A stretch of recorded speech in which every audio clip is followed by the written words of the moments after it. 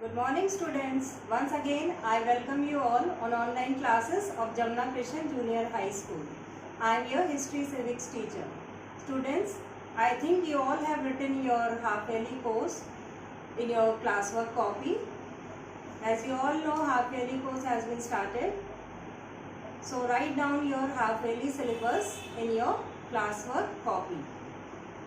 We have completed chapter number 4. Now today I will start chapter number 5, and the name of the chapter number 5 is Expansion of the Delhi Sultanate, the Khilji and the Tughlaq dynasties. It is on page number 43. So first is end of the Mamluk dynasty.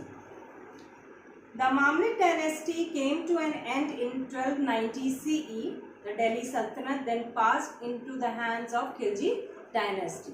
So, we will start the Khilji dynasty. Jalaluddin Khilji, the founder of the Khilji dynasty, captured the throne of Delhi from last ruler of the Mamluk dynasty in 1290 CE. He was a mild and pious person. He not only forgave the rebellious nobles but also treated them well. However, they led to lawlessness and revolt. Taking advantage of Jalaluddin's generosity, his ambitious nephew Alauddin murdered him. Now, next topic is Alauddin Khilji. Alauddin Khilji won over the nobles by bribing them with rich gifts. Jalaluddin's sons and grandson were either blinded or killed, and the obstacles to the throne were removed. Alauddin declared himself the Sultan and ascended the throne of Delhi. It is said that he took back the gift he had given to nobles who had betrayed Jalaluddin and had all except 3 blinded and killed. Alauddin Khilji was a brilliant general and a shrewd administrator. He dreamed of conquering the whole world. He was the first Turkish Sultan to build an empire in India. During his reign, the boundaries of Delhi Sultanate extended beyond the Vindhyas up to the Deccan, and the Sultanate reached new height of power and glory. Now next is conquest. Gujarat. Alauddin sent an expedition the Gujarat, which has conquered and annexed. Malik Kafur, a slave, was brought for 1,000 dinars. He even nationally rose to the position of the general in Alauddin's army. Rajasthan. Alauddin first captured the fort of Ranthambore and then attacked Chittor, the capital of Mewar. The Rajput fought bravely but lost the battle. The women performed Johar and burned themselves to death.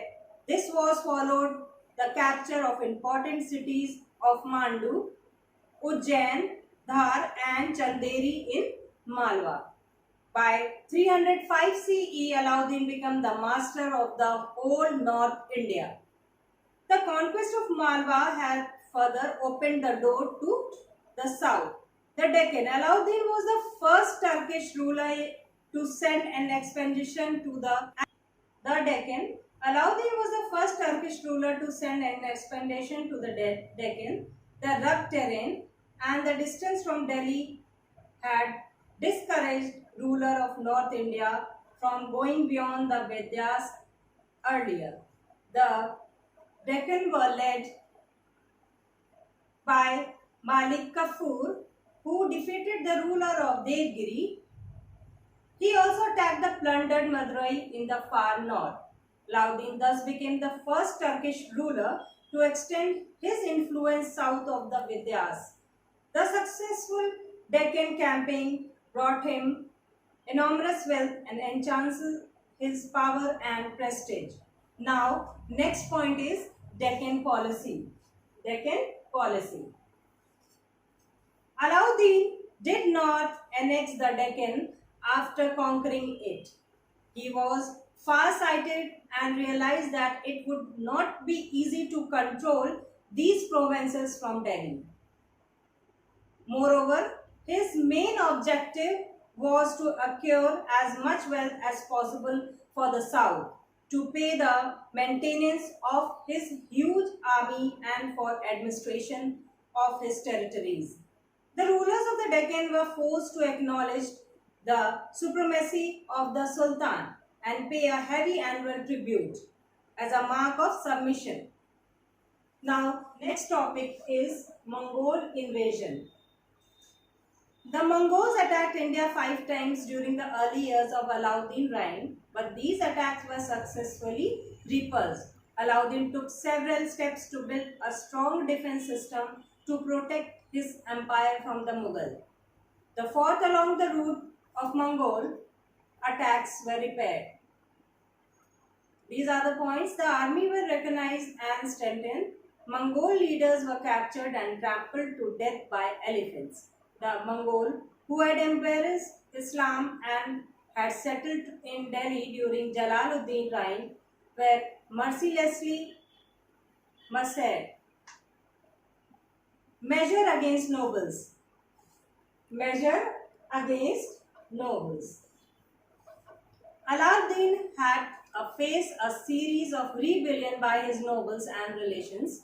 He adopted several measures to bring them under his control. The nobles were not allowed to intermarry without his permission. No parties could be organized by the nobles without the permission of the Sultan. The nobles were denied the opportunity of interacting with each other and conspiring against him. An elaborate and efficient spy system was set up. The nobles could not move about freely. Everything they did in public places as well as in their homes. All federal land grants were confiscated. Fresh grants were made, but the new landholders were no longer the owners of the land. They were only entitled to part of the revenue which was fixed by the Sultan.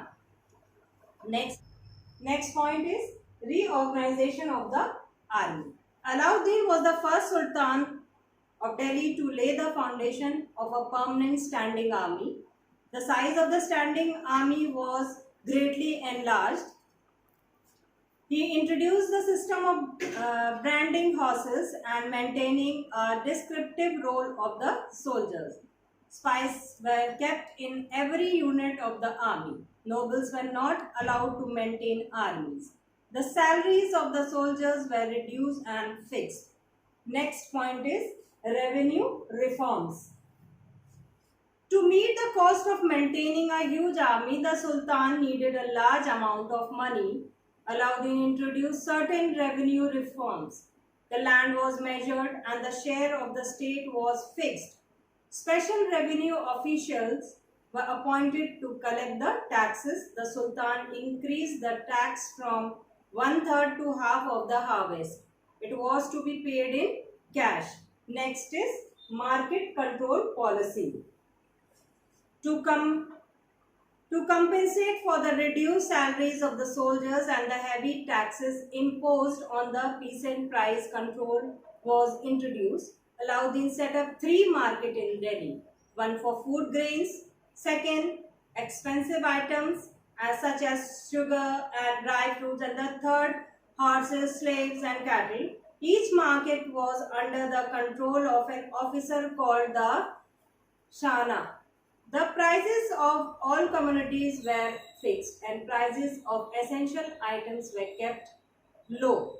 Market officers were appointed to keep a strict watch on the prices. The weight used the activities of the traders. Anyone caught hoarding goods or cheating customers in price or weight was severely punished. If a merchant sold a commodity, the weight had less its started weight and amount of flesh. State warehouses were set up and the stocked with food grains which were realized whenever there was a famine or a shortage. Next is Next point is art of learning. Art and learning. Alauddin was a partner of art and learning. Amir Khusro, the famous Persian poet, lived in his court. Alauddin's keen interest in architecture is clear for the large and imposing monuments built during the reign. The Alai Darwaza, built as an entrance door to the Qutub, in the most beautiful specimen of Khilji architecture. Alauddin also built a madrasa in Qutub complex. He built palaces and mosques. The Siri fort and the palace of 1,000 pillars were built by them. Alauddin died in 1316 CE. His death was followed by a period of political turmoil as his successor was unable to rule the kingdom. In 1320 CE, the last Khilji ruler was killed. Uh, Next topic is the Tughlaq dynasty. In 1320 CE, the last Khilji ruler was killed by Ghiyasuddin Tughlaq. He then founded a new dynasty that ruled India for the greater part of the 14th century CE. Next point is Ghiyasuddin Tughlaq. Ghiyasuddin Tughlaq was the son of the Turkish father and an Indian mother. He was an efficient administrator and a capable military commander. He introduced several reforms for the welfare of his subjects and suppressed revolts in distant provinces. He restored peace and stability in the Delhi Sultanate. Ghiyasuddin died in what appeared to be a deliberately planned accident. He was succeeded by his son Jona Khan, who ascended the throne under the title of Muhammad bin Tughlaq. Next topic is Muhammad bin Tughlaq. Muhammad bin Tughlaq was one of the most learned scholars of his time. His intellectual curiosity and thirst for knowledge were boundless.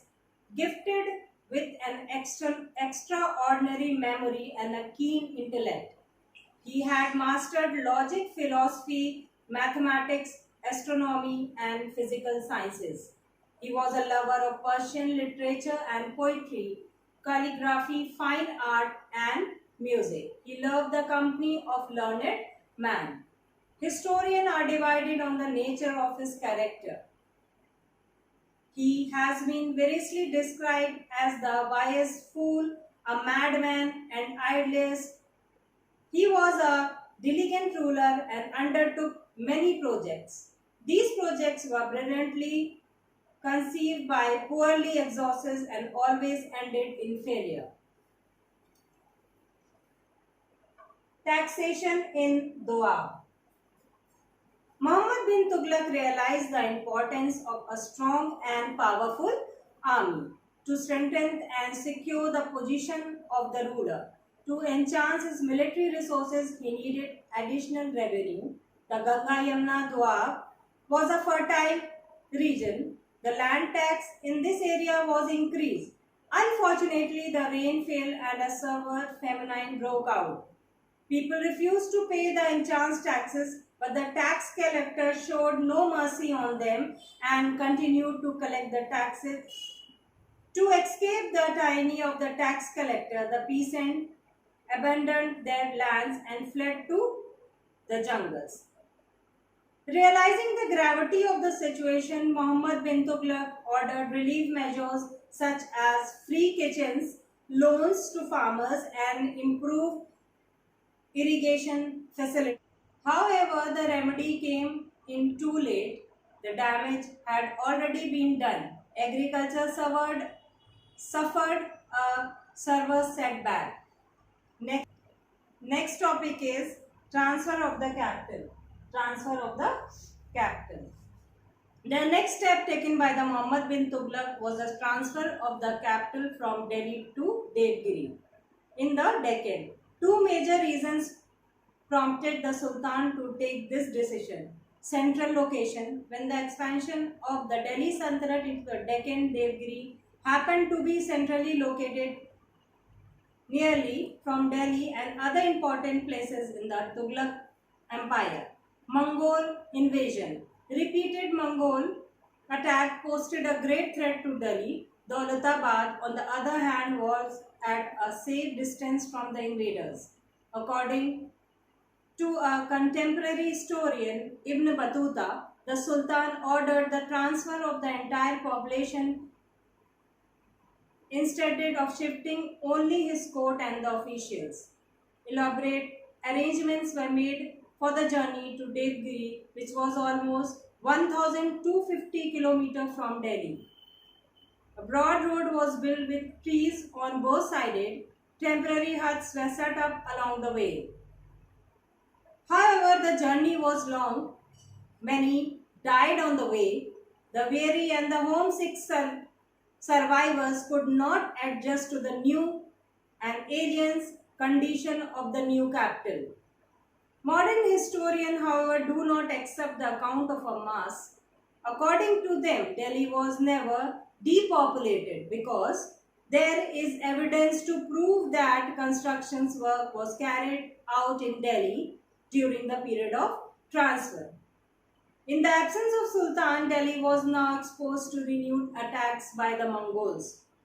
Realizing his folly, Muhammad bin Tughlaq shifted his capital back to Delhi after 2 years. The people were ordered to return. The suffering and mental agony caused great resentment. The experiment was a dismal failure. It has drained the treasury and reduced the grand prosperous capital of Delhi to a mere shadow of its former self, Daulatabad. Next point is token currency. The failure of the Sultan's schemes had led to a heavy drain on the royal treasury. Muhammad bin Tughlaq then decided to experiment with token currency in 1329 to 30 CE to tide over the financial crisis.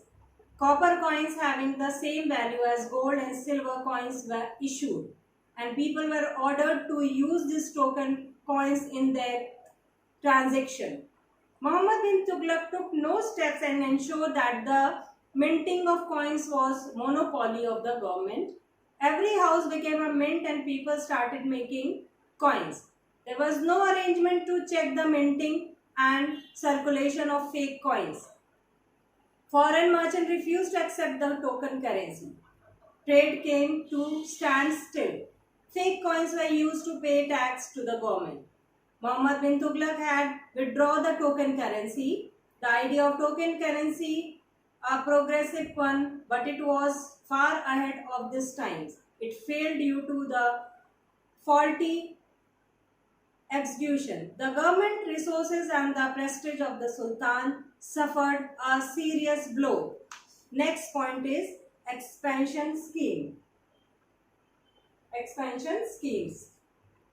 Muhammad bin Tughlaq dreamed of establishing a world empire. He decided to conquer Khurasan, Persian and Iraq. A huge army was mobilized.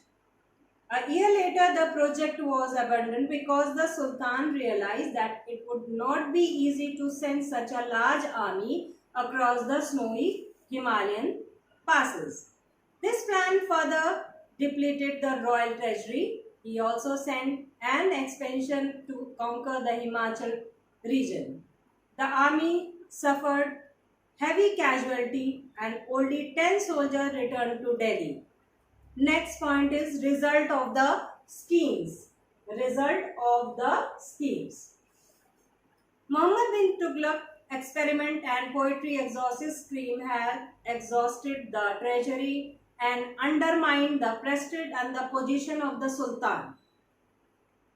Revolt broke out in all parts of Sultanate. The Rana of Mewar recovered Ranthambore and Chittor and built a powerful kingdom in Rajasthan. In the south, two new kingdoms were established, the Hindu Vijayanagar kingdom and the Muslim Bahmani kingdom. The Deccan and the South India became independent once again. Bengal and Sindh also asserted their independence. Most historians have traced the failure of Muhammad bin Tughlaq's scheme to his character. He lacked practical sense, and some historians had concluded that Muhammad bin Tughlaq was not personally responsible for the failure. His project failure because of the condition of those times. People were backward and not receptive to new ideas and radical reforms. Next point. When Muhammad died in 1351 CE after a reign of more than 25 years, the Sultanate was in a state of decay and disintegration. Next point is Firoz Shah Tughlaq. Firoz Shah Tughlaq. Muhammad bin Tughlaq was succeeded by his cousin Firoz Shah Tughlaq, who was nominated by the ulmas and the nobles. Firoz Shah was a peace-loving, just ruler. The welfare of his subjects was his primary concern. Firoz Shah Tughlaq, 37 years, reigned in largely remembered for the numerous welfare schemes that he introduced to improve the economic condition of his subjects. Now, next point is economic reforms. Economic reforms. Land taxes were reduced in Doab. All loans given during the famine were cancelled. Many taxes were abolished. Old canals were repaired and new canals were built. Hundreds of wells were dug and a number of dams were constructed. These measures improved agriculture production and made the peasant prosperous and happy. Firoz Shah also built many new towns which exist even today, such as Hisar Firoza or Hisar and Jaunpur. Public utility measure. Next point is public utility measures. Firoz Shah started many schemes to improve the living condition of his subjects. He built rest houses for travelers and traders and set up free hospitals for the poor. A charity department for the benefit of the widows, orphans and other needy people was established. An employment provides job the unemployed. A separate department was set up to look after slaves. Next point is judicial reforms. The judicial system was reformed and made human. A savage system of torturing suspected criminals prevailed in those days. Firoz Shah abolished the system of torture. Even when suspects were found to be guilty, they were given mild punishments. Pattern of architecture and learning. Pattern of architecture and learning. Firoz Shah was a great builder of works of public utility. He built many towns such as Firozabad, Firozpur, Jaunpur and Hisar. He laid out 1000 gardens and orchards around Delhi. These orchards produced so much fruit that it became a rich source of revenue for the state treasury. Firoz Shah promoted education and learning. Many schools and colleges were built. Foreign policy. Next point is foreign policy. Firoz Shah lacked the basic quality of a military leader. He feebly attempted to recover Bengal and did inferior. He showed no interest to recovering all the provinces that had become independent during the reign of Muhammad bin Tughlaq. The death of Firoz Shah was followed. One by one, provinces declared their independence. Only Punjab and the area around Delhi remained in the hands of Tughlaq dynasty. Next point is invasion of Taimur. The final blow to the Sultanate was dealt by Amir Taimur or Taimur, the Mongol ruler of the Samarkand in Central Asia. Taking advantage of the weak Tughlaq ruler, Taimur invaded India in 1398 to 99 CE to plunder its wealth. On reaching Delhi, he went on a rampage. Men, women and children were mercilessly killed. Then he returned to his capital because he had no intentions of ruling India. He carried back with him with the enormous wealth and had looted. Next point is the Sayyid and the Lodi dynasties. Before leaving Delhi, Taimur appointed Khizri Khan and Ilvisri. Khizri Khan overthrew the last Tughlaq Sultan and established the rule of Sayyid dynasty in 1414 CE. Khizr Khan was the first ruler of the Sayyid dynasty. The Sayyids rules over for 38 years. In 1451 CE, the Sayyid dynasty was replaced by Afghan dynasty called the Lodis, founded by Bahloul Lodi. The control of the Lodis were confined to Punjab and the Doab area. Sikandar Lodi, the greatest of the Lodi rulers, was succeeded by the Ibrahim Lodi, the last Lodi ruler. Ibrahim Lodi was harsh, cruel and unpopular. Babur, a descendant of Taimur, invaded India in 1526 CE and killed Ibrahim Lodi in the first battle of Panipat. The battle was a major turning point in the history of India. It was momentous events that marked the end of the Delhi Sultanate and the beginning of the Mughal rule in India. Next point is a comparative study of the Khiljis and the Tughlaqs. Alauddin Khilji was the first Delhi Sultan to build an empire in India. He followed an aggressive but sensible foreign policy and greatly enhanced the power and prestige of the Sultan. The foreign policy of Muhammad bin Tughlaq was highly ambitious and unrealistic goals, such as a world empire, and ended in dismal failure. Firoz Shah policy, on the other hand, was weak and ineffective. The failure of the military expedition sapped the energies of the Tughlaq. Alauddin was the first Sultan of Delhi, create a permanent standing army. He introduced a number of radical military reforms to make the army disciplined, efficient and strong. Alauddin faced a series of rebellion by nobles. He introduced extremely harsh rules and regulations to curb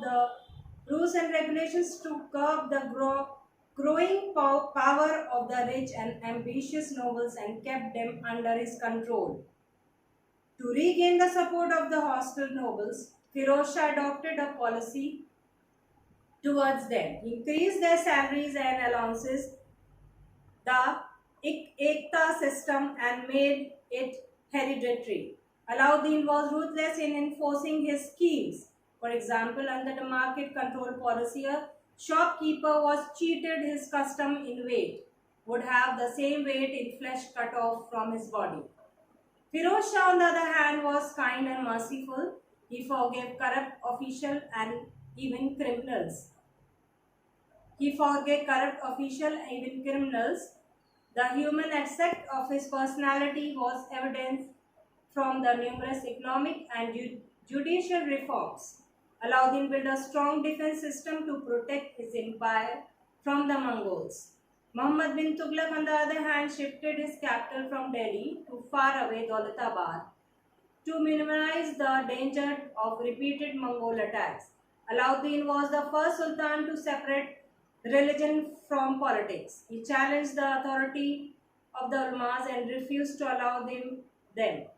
To regain the support of the ulmas, Firoz Shah ruled the sultanate according to the Sharia.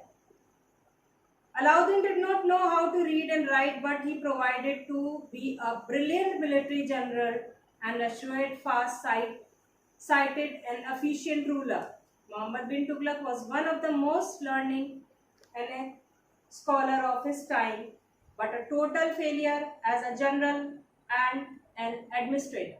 There are a few basic similarities as well between the Khiljis and the Tughlaq. These rulers were, and their authority was absolute. A command from the Sultan became the law of the land. They introduced numerous welfare schemes to improve the economic condition of their subjects. They were partner of art, architecture and learning. The ambitious dream of establishing a world empire was by both Alauddin Khilji and Muhammad bin Tughlaq. So students, I will tell you some values and skills. A good leader should be prevalent, enlightened and visionary. The welfare of the people should be her prime concern. She should possess a sound practical sense to frame good policies wisely. So students, this chapters end here. Write down important words in your copy and match the following in your copy. Thank you. Have a nice